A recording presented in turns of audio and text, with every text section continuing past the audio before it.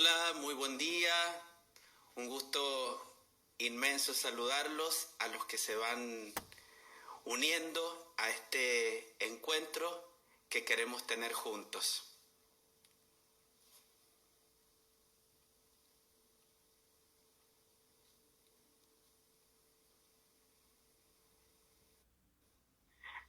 Una oportunidad, sin lugar a dudas, muy linda para poder compartir en esta mañana. Hola Leo, Hola Fernando, bienvenido. Un gusto saludarte. gracias, bienvenido también acá desde casa. Qué bueno que pudimos concretar esto, que es para mí un desafío, porque estoy ante un médico, teólogo. Esto se va a poner interesante, ¿no? Sí, te agradezco mucho y también para mí porque este tema de la virtualidad nos ha exigido con el desafío muy hermoso y te agradezco la iniciativa porque esta ha sido tu idea y como psicólogo animándote a asumir desafíos grandes. Así que ojalá que lo que podamos compartir hoy sea lindo y beneficioso para los que nos estén viendo. Contame cómo estás llevando vos la cuarentena mientras esperamos que se sube gente. Contame cómo la estás llevando. Yo te veo mucho en las celebraciones, en momentos de oración, de adoración. Has estado como muy pendiente y la verdad es algo que a muchas personas que creen y las que no también les hace muy bien, ¿no? Contame cómo la estás viviendo vos, porque por ahí eso también ayuda a la gente que nos escucha y que nos va acompañando en esta charla.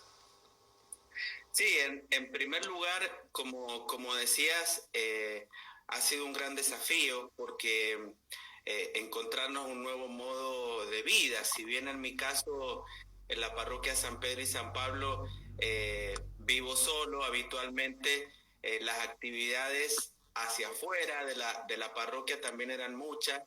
Por lo tanto, esto me ha exigido un reordenamiento de la vida, un reordenamiento del día entre lo cual estar junto a otras personas a través de la virtualidad ha sido una gran compañía.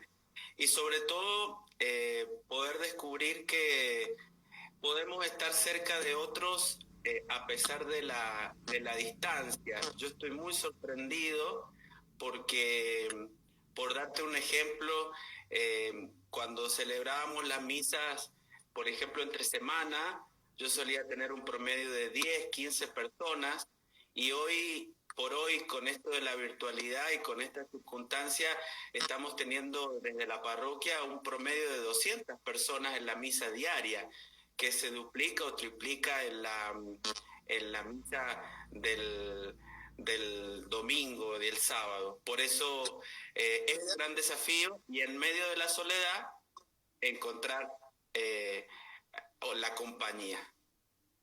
¿Y vos cómo lo has pasado? Yo como la he pasado, mirá, en familia, bueno, para los que no me conocen, soy psicólogo, mi esposa es psicóloga también, y tengo una bebé de 8 meses, de 2 meses, casi 3, y un nene de 5 años, así que vamos compartiendo este proceso entre los cuatro, nos vamos descubriendo, también he seguido atendiendo, la verdad que bueno, en un principio era más difícil porque la virtualidad cambiaba el encuadre de cómo trabajar, digamos, como a vos también te cambió el modo de vincularte, pero después ha sido muy demandado el consultorio, que lo digo desde mi parte y también de muchos colegas, mi esposa también, porque me parece que hay ciertas profesiones o ciertas responsabilidades que tenemos que asumir desde lo profesional, que es sostener a otros en este proceso, ¿no? Entonces, yo creo que salvando las grandes distancias, porque creo que lo que haces es fundamental, sos sacerdote, pero también sos médico, digamos, y tenés esa sensibilidad de acompañar al otro. ¿Y cuántos médicos hay que tienen que estar, como dicen hoy, en la trinchera, ¿no? Ahí sosteniendo al otro? Bueno, a nosotros nos toca sostener desde otro lugar, ¿no? por qué este proceso es difícil para muchas personas. Y hablo no solamente de la cuarentena, que sería el remedio, sino también de la pandemia, que tanto dolor y tanto sufrimiento está generando. Yo ahí entro en juego, ya que ya tenemos varias personas mirándonos, muchos son seguidores tuyos, gente que tenés un club de fans importante. Fíjate que hace poco yo di una charla virtual por Zoom para la UCA. Era gran parte, había gente de Mendoza, pero había mucha gente de Buenos Aires. Y estaba hablando de lo que producía como psicólogo, digamos, que producía esto en cada uno de nosotros. Y hablaba un poco del miedo y de la angustia. Y por ahí lo repito acá, el coronavirus, el COVID-19, genera psicológicamente, tiene la particularidad de generar miedo y angustia, las dos cosas, ¿no?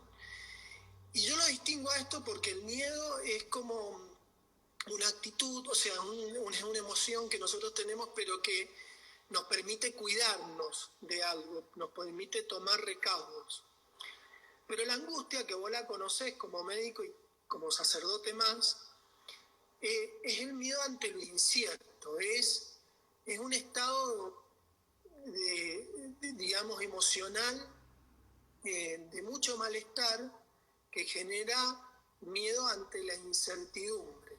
Entonces te contaba que estaba explicando, Leo, esta charla, y en un momento una mujer me sale con una pregunta por Zoom, que fue como bastante fuerte, que decía, ¿dónde está Dios? ¿No? Entonces yo te lo tengo que preguntar a vos, porque ahí no sé cómo salí del tema, me fui a algún recuerdo de mi camino, de mi recorrido por la teología, que fue muy breve, pero ¿dónde está Dios en todo esto? Una pregunta que, digamos, se le hace a un montón de gente que está ahí, más allá de la salud mental, que ya sí que le vamos hablando, pero esa es la salud espiritual, ¿no? ¿Vos qué le dirías y qué me dirías a mí también? Porque yo me lo pregunto, bueno, ¿dónde está Dios, no? En todo esto. Te largué una linda, ¿eh? Linda pregunta. Y más para hacerla en vivo, interesante. Sí, tomo el guante y decirte que coincido, quiero retomar con algo que decías del miedo y la angustia. Me hiciste acordar a mi etapa donde ejercía la profesión de médico antes de ser sacerdote. Mi especialidad era la ginecobstetricia. Y una de las cosas que me acuerdo que siempre le transmitía a las mamás era tener cuidado cómo su estado de ánimo repercutía durante el embarazo en el crecimiento de su bebé. Y todas las que has sido mamá, y a vos te pasará porque sos papá y tenés a tu esposa cerca, cuando la mamá está angustiada, cuando la mamá está preocupada, eso se transmite. Y esto es algo que hoy yo también lo noto, porque esta situación de angustia y de miedo muchas veces se está transmitiendo en el seno de la familia. Pero en lo espiritual está esta gran pregunta: ¿dónde está Dios? Y hay una necesidad que el hombre tiene, esto tal vez enseguida psicológicamente vos lo podrás fundamental, es que frente a lo malo necesitamos poner a alguien en el banquillo de los acusados, y generalmente a alguien que no somos ni nosotros, ni las personas que queremos, ni los que están a nuestro alrededor.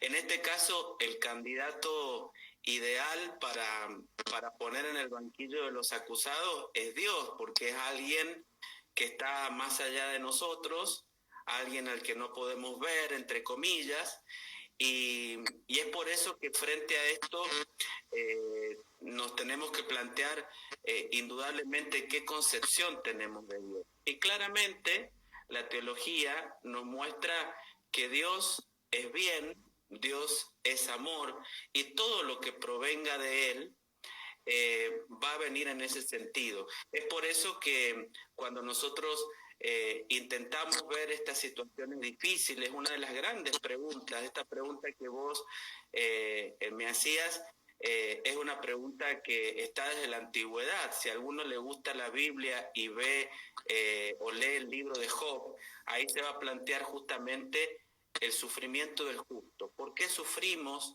¿Por qué nos morimos? ¿Por qué hay pandemias? ¿Por qué hay tsunamis? ¿Por qué hay catástrofes? Indudablemente la respuesta es que no es Dios el que la provoca. Sí, a mí me ha dado mucho dolor, entre comillas, muchas personas que creen que, por ejemplo, esto que estamos viviendo es un castigo que Dios ha enviado. Dios está presente y lo que tenemos certeza es que Dios es capaz de sacar con nuestra libertad de por medio algo bueno de aquellas cosas malas que nos puedan suceder.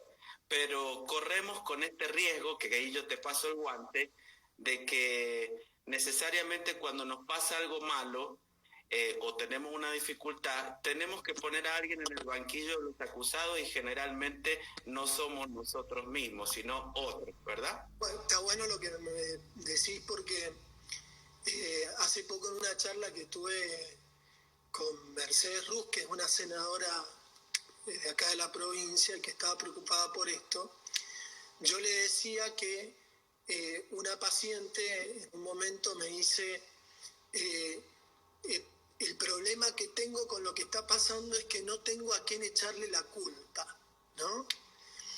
Y claro, por eso se producen situaciones de mucha angustia, ¿no? Porque realmente esto del virus y de la pandemia nos pone en un lugar de responsabilidad a cada uno de nosotros, donde nos dicen, realmente lo que tengo que hacer es hacerme cargo de lo que me pasa. Primero, vos lo sabés como médico, hoy cuidarse, y lo sabés porque debes haber estudiado algo de lo que tiene que ver con las epidemias en tu formación inicial. En una pandemia donde no hay una cura, donde no hay nada que la prevenga, lo único que la ayuda es quedarse en casa y aislarse, ¿no? Como estamos haciendo. Entonces, hoy y cuidar todas las indicaciones que dicen ustedes los médicos de lavarse las manos y demás. Eso hoy implica que cuidarnos implica muchísima energía, ¿no? Nos genera muchísima energía porque el solo hecho de salir a la calle y volver a entrar a casa nos lleva a estar sumamente cuidados permanentemente. Entonces nos lleva a tener mucha atención y mucha preocupación en lo que hacemos por nosotros y por los demás. Pero psicológicamente también nos pone en un lugar donde yo me tengo que hacer responsable de lo que me pasa. Y es un lugar que a veces le escapamos, ¿no? O sea, nos cuesta cuidarnos, psicológicamente hablarnos, y nos cuesta traer al día esas cosas que vamos postergando y que tenemos que enfrentar, ¿no? Yo hace poco ponía en una de las frases en mi Instagram, que tengo varias que voy poniendo, no es un momento de espera el tiempo de cuarentena, es un momento también de hacer algo con lo que nos pasa, ¿no? Y acá yo tengo un guante para alargarte, ¿no? Tomando esto de que no hay culpables, sino que hay responsables, que somos cada uno de nosotros. Hace mucho leí en un texto que era más bien espiritual, pero me parecía sumamente interesante cómo lo presentaba, y lo cuento brevemente. Decía que Jesús, después de volver del desierto, lo primero que hacía era ir a un médico, ¿no? Y el médico le decía, mire, usted tiene una desnutrición tremenda, y lo vamos a tener que atender, le vamos a tener que poner suero, lo vamos a tener, está deshidratado. Esto puede, digamos, haber generado algún tipo de secuela y se tiene que curar, ¿no? Incluso haber producido alucinaciones por la falta de alimentación y de ingerir alguna bebida, que no lo ha hecho. Después dicen que fue a un psicoanalista que me podría poner en ese lugar, y entonces le dijo, mire, usted tiene una búsqueda de una imagen paterna que no estuvo bien elaborada, y tiene que trabajar esto porque lo ha llevado a exponerse a situaciones extremas. Y al final Jesús va a un maestro espiritual. Y el maestro espiritual le dice en este pequeño texto, en este pequeño cuento, le dice, mira, es verdad que estás deshidratado, es verdad que te expusiste, es verdad que hay algo de lo psicológico que está comprometido, ¿sí? Vos has estado buscando cosas y te has expuesto quizás en algún punto, pero has tenido una gran experiencia de Dios. Y eso es lo que me toca hablar con vos. ¿Qué experiencias de Dios pueden generarnos estas experiencias psicológicas y humanas, físicas tan extremas, ¿no? Donde a veces yo recomiendo que no consuman tanta información, pero en las noticias se ven gente que pierde la vida, situaciones muy desconcertantes. Y fíjate, Leo, que es fuerte, porque te pasará a la gente que escuchás, a mí me pasa mucho con mis pacientes, la vida continúa y le sigue pasando cosas a la gente, ¿no? Cosas que tienen que ver a veces hasta con la salud, o con la vida, o con las relaciones humanas, los vínculos. Entonces, ¿qué dirías vos como maestro espiritual, no? ¿Qué hay de Dios en esta experiencia? ¿Qué puedo sacar de esta experiencia? Porque estoy convencido como psicólogo y psicoanalista que la fe es un recurso que muchas personas tienen y que hoy mucha gente busca tener una respuesta espiritual desde distintos lugares. La buscará con vos, la buscará en otros lugares, no importa, no me voy a meter en ese terreno, pero sé que hay una gran pregunta sobre la propia vida y sobre cómo vivirla. Y entonces, bueno, yo le llevo esta pregunta a un maestro espiritual, que sos vos. Así que te paso el guante en este momento a vos.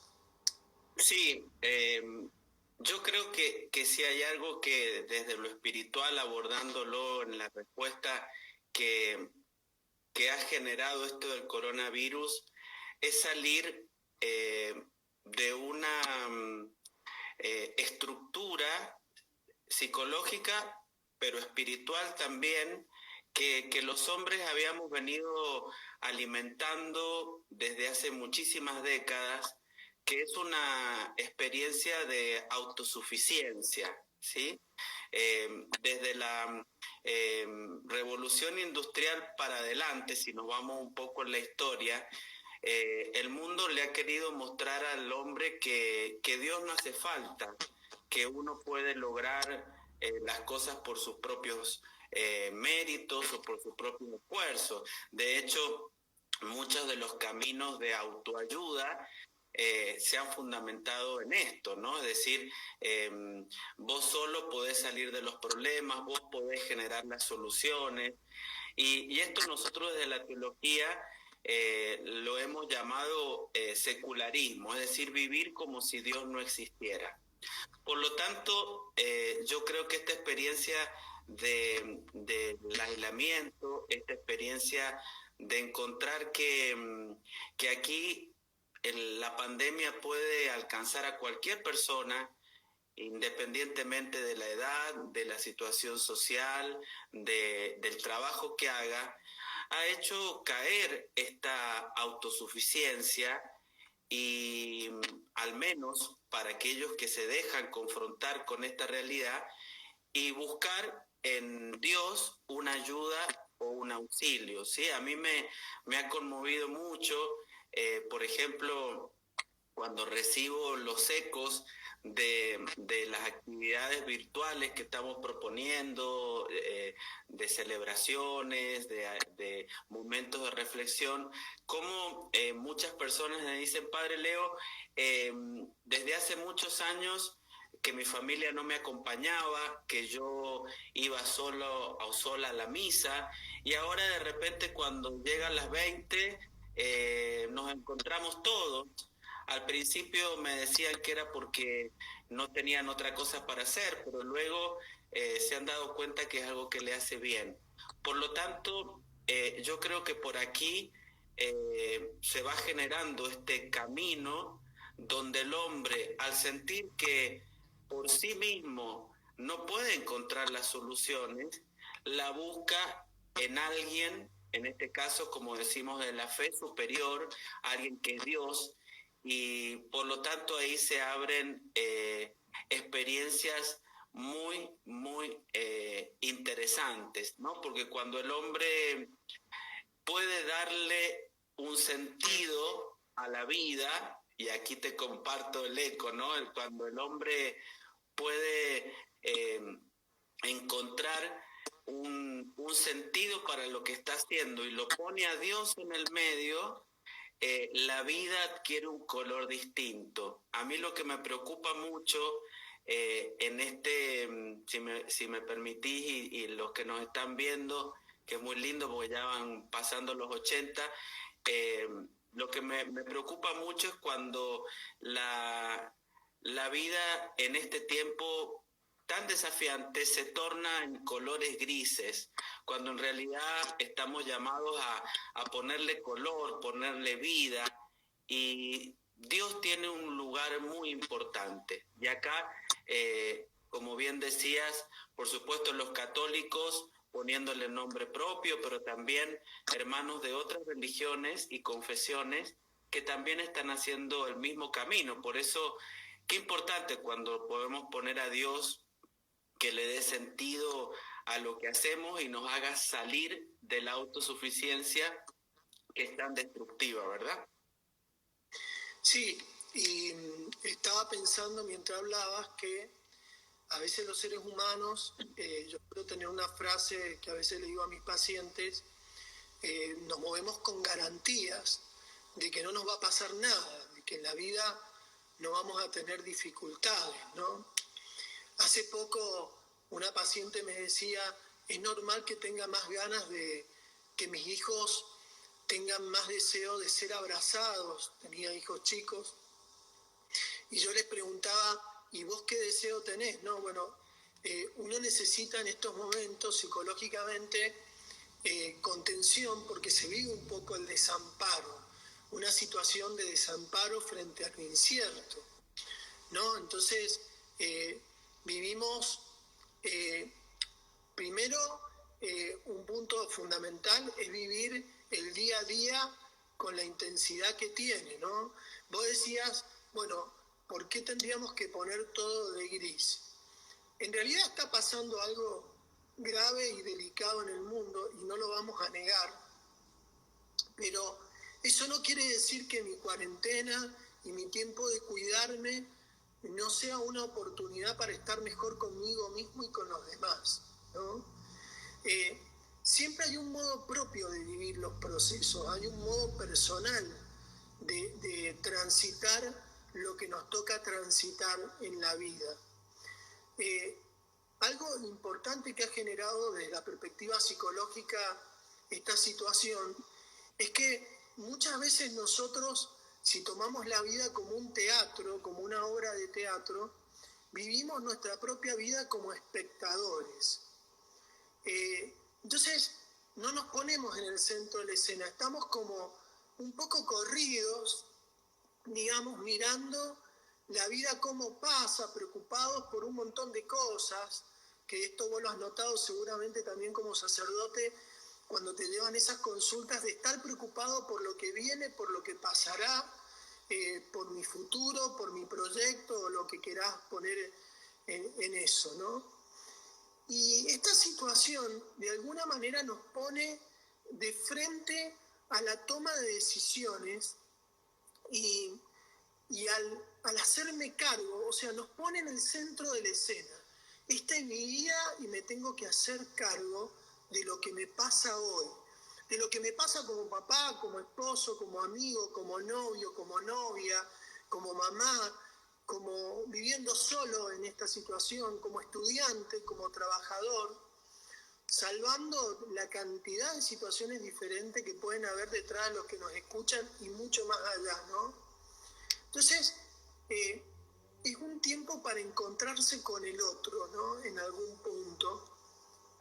Fíjate qué paradójico esto, porque las redes sociales muchas veces las hemos usado para otras cosas, para perder el tiempo, para divertirnos o para matar nuestro aburrimiento y nuestros momentos de soledad.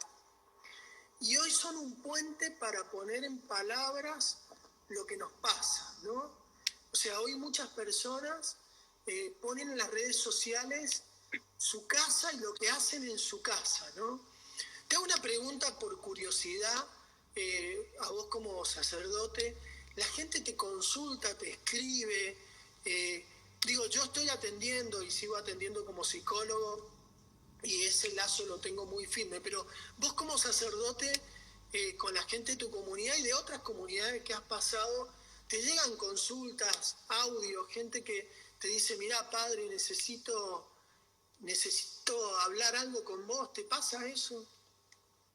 Sí, para mí es un desafío porque en este tiempo, si bien antes pasaba, ahora se ha acrecentado para tomar una dimensión.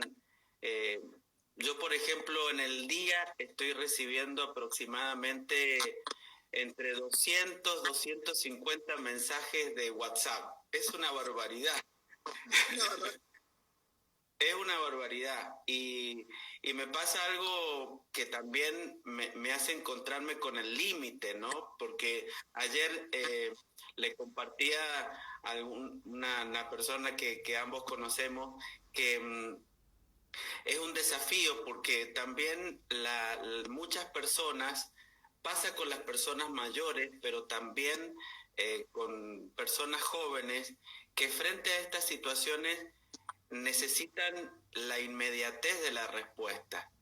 Entonces aparecen las preguntas: padre, ¿por qué no me respondiste? Padre, ¿te pasa algo? ¿Estás enojado conmigo? ¿Por eso no respondes? O mi pregunta no es tan importante. La gente está preguntando, está buscando ayuda en otros, y de alguna manera los que tenemos una referencia espiritual, profesional, estamos como delante en el campo de batalla. Yo creo que es bueno preguntar, es bueno compartir con el otro, confrontarse, eh, pero también de nuestra parte, te pasará a vos también en el consultorio ahora virtual, ayudarle a las personas de que puedan encontrar sus propias soluciones, ¿no? Porque de la misma manera que más temprano decíamos que es algo que en este tiempo en el hombre es muy frecuente, que es buscar el culpable en el otro, también puede pasar en lo espiritual, en lo afectivo, en lo moral, tratar que el otro me diga lo que tengo que hacer, que me den recetas. Esto es algo que lo he notado mucho, por ejemplo, en la televisión. Yo últimamente he hecho la opción de ver lo justo y necesario, eh, pero la gente está como necesitada de que le den respuestas de recetas inmediatas. Y esto trae consecuencias. Te comparto una anécdota muy familiar. Los fines de semana yo intento en algún momento visitar a mi abuela y a mi mamá, ¿no? Y me pasó algo interesante. Mi abuela tiene 84 años y siempre que voy me pasa su parte médico, ¿no? Cómo se está sintiendo. Ella estaba muy preocupada porque había empezado con dolor de estómago. Entonces, obviamente, frente a eso, yo empecé a hacerle algunas preguntas: ¿estás tomando alguna medicación? ¿En qué momento del día aparece? ¿Cómo se te calma? Y bueno, cuento largo, cuento corto, terminamos llegando a que esa sensación de malestar a ella le comenzaba cuando estaba frente al televisor viendo noticieros todo el día, llenándose de todas estas noticias o buscando con ansiedad una respuesta a la pregunta que tenía. Entonces, bueno, el remedio fue más fácil de lo que nos imaginamos, porque era tratar de administrar mejor el tiempo que pasaba frente al televisor. Por lo tanto, indudablemente necesitamos buscar respuestas, pero a veces nos tenemos que hacer cargo de nosotros también, a partir de la información que tenemos, eh, dar esas respuestas. Entonces, yo también me gustaría preguntarte, ¿qué pasa en el corazón en el alma o en la psiquis de una persona cuando no se anima a dar respuesta por sí mismo y necesita encontrar la solución en el otro? Está buena la pregunta. Mira, en primer lugar, lo que estamos viviendo es algo muy anormal. Entonces, es muy difícil, no tenemos registro en nuestra experiencia, no solo de una pandemia, lo que estamos viviendo en este momento, tenemos registro de pandemias en la historia, pero no tenemos registro de haberla pasado, y no tenemos registro de la incertidumbre, ¿no? Los seres humanos tendemos a interpretar y a poner una propia explicación, psicológicamente hablando, sobre las cosas que no entendemos, sean sobre nosotros mismos o sobre los demás.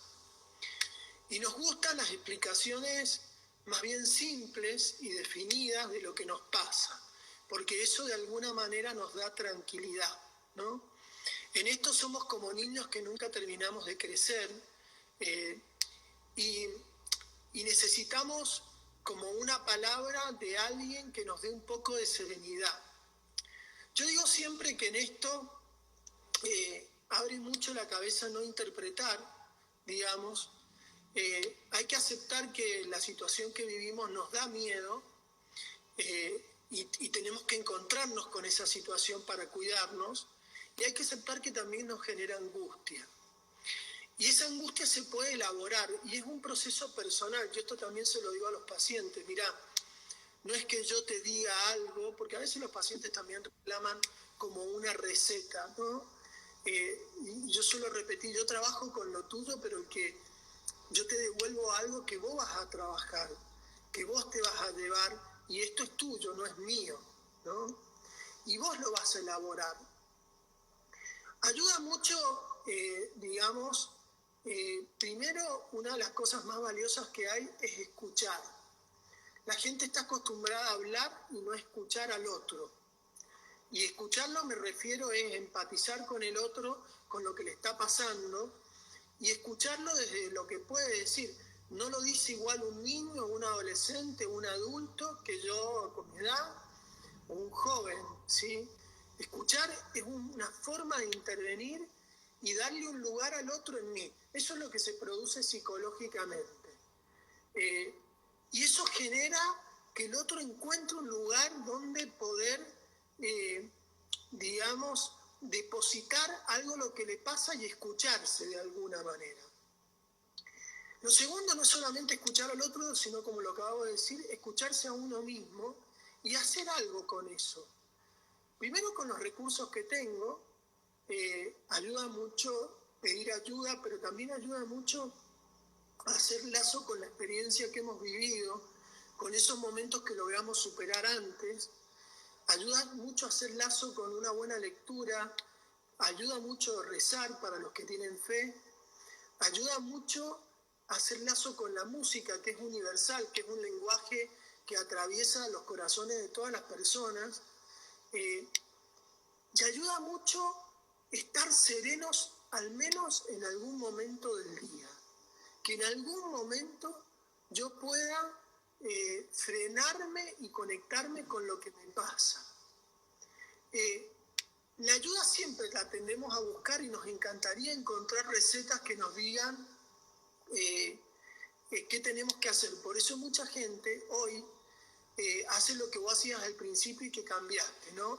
Se consume demasiada información, está hiperinformada por demás. Y claro, como buscando atrapar lo incierto, ¿no? Si yo sé lo que pasa en todo el mundo, voy a estar de alguna manera más tranquilo. Y produce exactamente lo contrario. De hecho, produce trastornos del sueño, pesadillas, angustia, momentos de mucha ira a veces, o de enojo con uno mismo. Le puede pasar a mucha gente que nos escucha que dice, no me soporto ni a mí mismo, ¿no? En esto que me pasa, ¿no? Y también está la fantasía de que esto termina de un día para el otro y de que el mundo ha seguido igual afuera como antes de que nos fuimos o que nos aislamos, ¿no? Y el mundo está distinto, ¿no? Y va a tener repercusiones en el desarrollo de nuestras actividades y en nuestra cultura. No vamos a volver ni de un día para el otro ni al mundo que conocíamos. Entonces, respondiendo a tu pregunta, las recetas las tenemos que armar nosotros. Como mucha gente hoy ha empezado a cocinar y a hacer sus propias recetas, tomo un ejemplo sencillo, y lo sube y dice,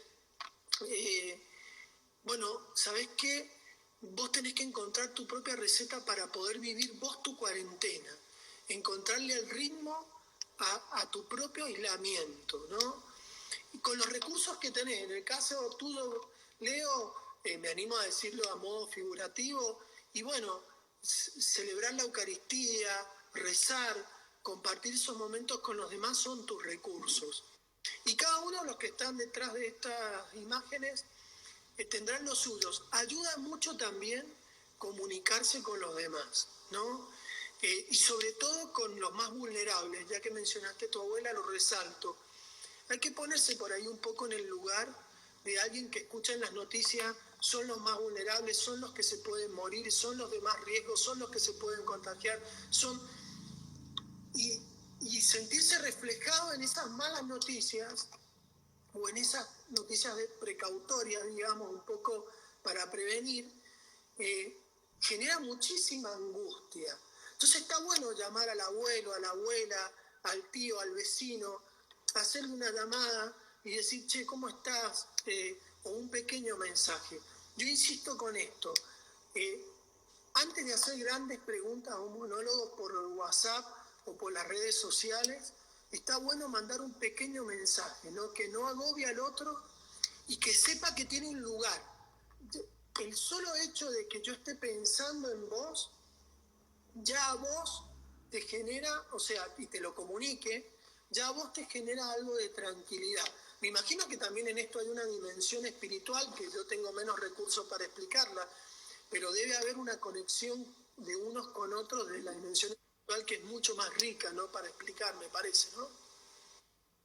Sí, indudablemente, porque la espiritualidad es algo que trasciende a nosotros mismos y que toca las fibras más fundamentales de nuestra existencia. Por eso las personas que amamos, las personas que están cerca, los amigos, eh, forman parte también de esa fuente de paz, de tranquilidad, de plenitud que nosotros tenemos y que está en nuestra mano.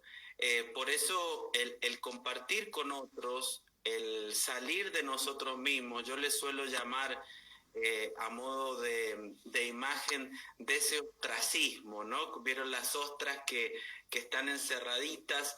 Bueno, a veces eso le puede pasar al hombre espiritual, humanamente, y hoy tenemos una oportunidad.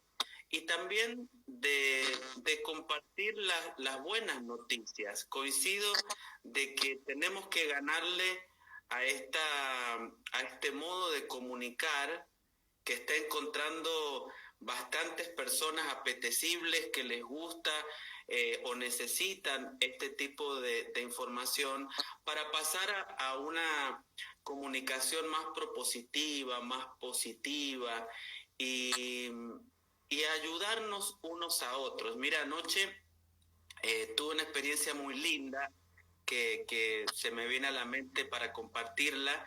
Yo estoy bastante vinculado a un movimiento que se llama Movimiento de Schoenstatt, donde muchos sacerdotes que estamos cercanos a esa espiritualidad, a pesar de ser diocesanos y estar en nuestra parroquia, nos comunicamos. Y anoche pasó algo muy hermoso porque pudimos comunicarnos a través de una videoconferencia, 5 sacerdotes. Fíjate qué interesante. Uno en Canadá, otro en Ecuador, uno en el Perú, uno en Capital Federal y yo desde Mendoza. Y fue hermoso, más allá de la anécdota de tener una amistad, descubrir que a pesar de las fronteras que nos separaban, estábamos sintiendo lo mismo, lo que vos describías recién. Estábamos sintiendo ese miedo, estábamos sintiendo esa zozobra, estábamos sintiendo esa necesidad de compartir con el otro, pero también hacerlo desde las buenas noticias, celebrar lo bueno que está pasando. Por darte un ejemplo de mi rubro al cual yo estoy atento también de lo médico, en estas últimas semanas en Mendoza han nacido 900 bebés. ¿Te das cuenta de esto? En medio de la pandemia han nacido 900 personas, pero claro, nosotros estamos recibiendo la noticia de los que se han muerto, pero la vida le va ganando la batalla a la muerte y sigue habiendo vida. Por eso es importante que tengamos esa posibilidad de, desde los afectos, escucharnos y compartir con otro lo bueno que nos pasa. Te podría dar muchísimos testimonios de personas, por ejemplo, en las familias, que a lo mejor en algún momento han sido un modelo de paciente tuyo, de decir, tengo conflictos familiares, odio a este pariente, no me llevo bien con mi hijo, y que en este momento, a pesar de que a veces se ridiculiza la relación de las familias y nos toleramos menos o empieza a salir lo peor de nosotros, hay muchas familias que se están reconciliando, familias que se están encontrando y están encontrando en ese vínculo una oportunidad para sanar heridas de la historia, sanar heridas que cuando las han enfrentado ahora, después de mucho tiempo, se han dado cuenta que son inconsistentes. Por eso, este tiempo de cuarentena, y aquí te doy paso, también está siendo una oportunidad por la soledad, por la situación que nos toca vivir, por ya no estar tan atosigados por tantas actividades, de encontrarnos con nuestras propias heridas, con nuestra propia historia, que tiene muchas veces un camino de sanación espiritual, pero muchas veces también psicológico. Sabemos los dos que muchas veces los sacerdotes en algunos momentos cuando acompañamos personas le decimos, bueno, sería importante que esto lo hables con un psicólogo, como muchas veces ustedes los psicólogos dicen, esto sería bueno, como persona creyente que sos, que lo hables con un sacerdote. Sí, mira, yo te digo dos cosas, lo que has dicho me parece fabuloso. En primer lugar, los psicólogos trabajamos, no importa desde la línea que se trabaje, trabajamos para que la persona viva, esté del lado de la vida. Esté del lado de la vida me refiero a que pueda meterse en su vida y vivirla con mucha intensidad, que pueda conectarse con lo maravilloso que es estar del lado de la vida y cuando uno pasa de ese lado no vuelve al otro, ¿no? Es un trabajo arduo, es un trabajo lento, porque nos cuesta, porque cuando crecemos también tenemos heridas, nuestros recorridos estamos atravesados por situaciones que a veces cuesta volver a encontrar la respuesta, el sentido, como lo quieras llamar, a nuestros propios interrogantes, a los interrogantes más significativos de nuestra propia existencia, ¿no? Los que nos definen. Por otro lado, es cierto que muchas personas, por ejemplo, yo tengo muchos pacientes nuevos, digamos, muchas personas deciden hacerse cargo de lo que les está pasando a partir de la cuarentena, o han encontrado respuesta a cosas que les ha pasado en este momento, o empiezan a disfrutar cosas que se estaban perdiendo. Y esto es como una ley psicológica fundamental. Para poder vivir algo hay que perder, siempre. Siempre hay que dejar algo para que sucedan otras cosas. A lo mejor el aislamiento nos ha privado de un montón de cosas que valoramos y que de alguna manera queremos recuperar, y algo nuevo va a venir, eso es lo importante, algo diferente, nuevo y no necesariamente negativo va a venir, pero también empezamos a descubrir cosas que se nos pasaban por alto. Y te cuento una anécdota más bien personal. Mi hija nació el 8 de febrero y yo la he visto crecer en este tiempo, en el día a día, en el hora a hora y en el minuto a minuto, ¿no? Que no quiere decir que no me haya conectado con mi hijo en ese aspecto, porque sí lo hice, pero bueno, tenía otras obligaciones fuera de casa. Entonces, esto me ha permitido, o por ejemplo, le ha permitido a mi hijo entender a su manera, como con 5 años, que yo trabajo. Una anécdota que te cuento, ¿no? Mi hijo me pregunta, siempre hacemos una logística cuando tengo que atender los pacientes para estar en un lugar que digamos no esté nadie, que no escuche nadie, y mi hijo me dice, pero ¿por qué no me puedo quedar? Entonces le digo, mirá, el papá trabaja atendiendo personas que no pueden contarte a vos lo que les pasa, se las cuentan al papá y el papá las acompaña. Entonces desde ahí yo entiendo que él ha valorado, digamos, eso, porque no hubo más planteos, y tiene 5 años, no hubo más planteos, ¿no?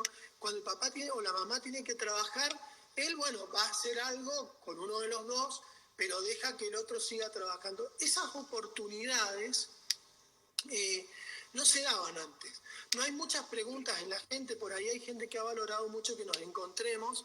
Si alguien quiere preguntar, está bueno que lo haga, nos animamos a responder. El padre Leo más, porque tiene una labia impresionante.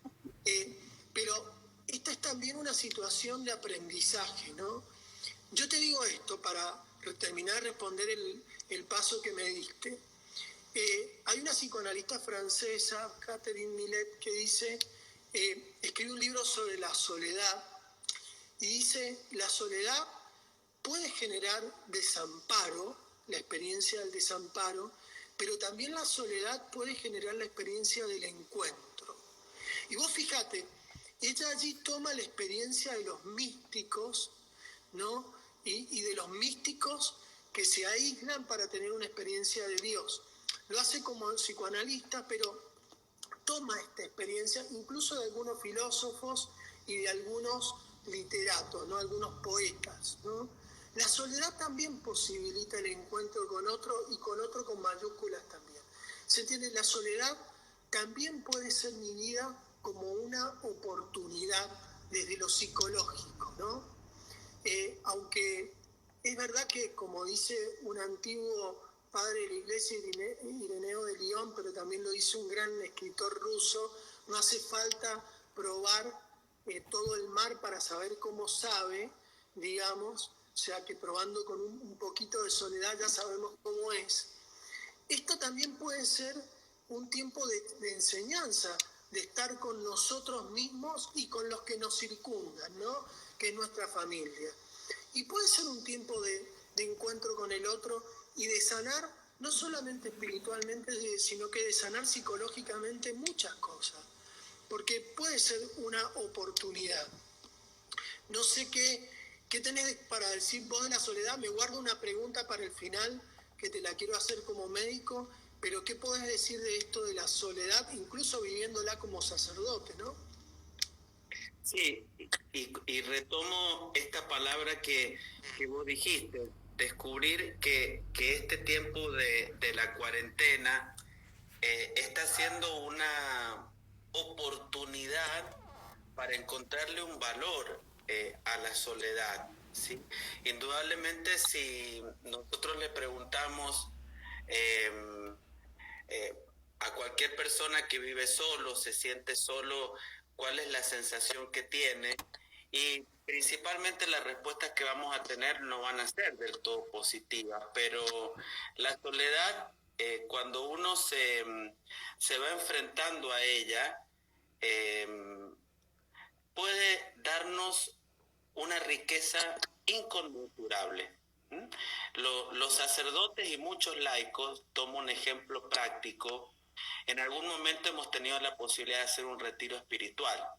Cuando nosotros nos formamos en el seminario, en algún momento de nuestra formación, eh, acostumbramos a hacer los retiros ignacianos, que generalmente si uno los hace completos, implica 30 días de oración, 30 días de silencio, y es increíble porque los mismos jesuitas lo dicen cuando nos acompañan, que los primeros 5 días son una gran batalla para ganarle primero a los ruidos exteriores y luego a los ruidos interiores. Y cuando uno es capaz de acallar todos esos ruidos, aparece este vínculo tan maravilloso de encuentro con Dios.